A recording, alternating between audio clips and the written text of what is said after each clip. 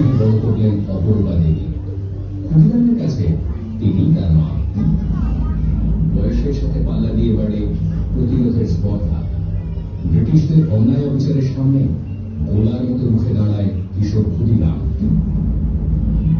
ভারত মায়ের প্রতি কর্তব্য পালন করতে এগিয়ে আসে 16 বছরের সাহসী ক্ষুদিরাম। যোগ দেয় বিপ্লবীদের দলে। করার জন্য আমার প্রফুল্লের সাথে আরেকজনকে লাগবে। আমি যাব। তুই পারবি ক্ষুদিরাম? এই দেশ আমাদের দেশ। প্রত্যেক ভারতবাসী যাতে মাথা উঁচু করে বাঁচতে পারে, তার জন্য আমি আবারও লড়াই করে যাব।